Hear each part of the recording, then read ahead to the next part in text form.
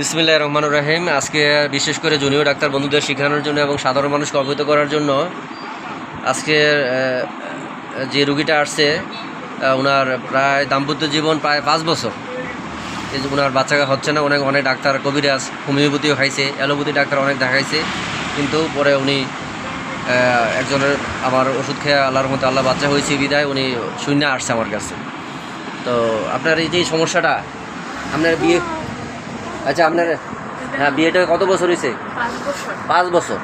আপনি doctor allopathy সব অনেক দেখাইছেন, হ্যাঁ, কোনো রেজাল্ট পাইতেছেন না। আপনি কার্তিকা শূন্য আসলেন আমার কাছে।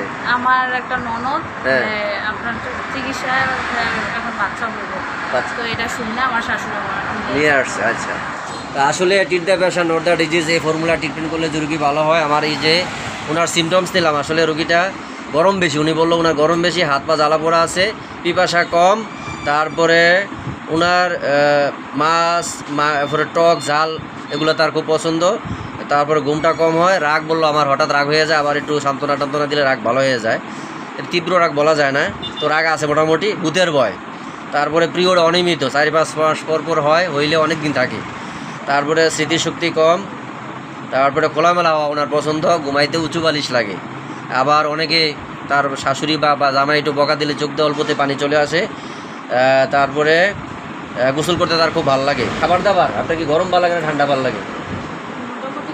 দুটোটাই ভালো লাগে। আচ্ছা, যা হোক, আমি ওনার গামও বেশি, আমি এই সিমটমসে ওনাকে পালসিটিলা দিলাম, তো আর কিছু জার্মানি মেডিসিন দেবো, আশা করি উনি বলছে আমি 5-6 মাস খেতে হবে, আল্লাহ দিলে আর আগেও রেজাল্ট দিতে পারে। তো আসলে ওনার পালসিটা আসছে, পালসিটেলা আশা করি ওনাকে ইনক্লুড করবে ইনশাল্লাহ।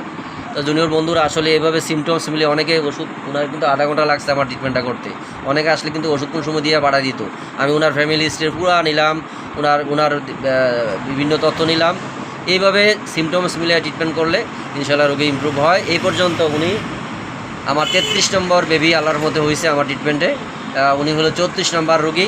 দেখা যাক আল্লাহ কি রেজাল্ট দেয়, আশা করি যদি উনি নিয়মিত ওষুধগুলি খায় ইনশাল্লাহ আল্লাহ ভালো করবে। তো সবাইকে ধন্যবাদ। আসসালামু আলাইকুম ওয়া রাহমাতুল্লাহি ওয়া বারাকাতুহু।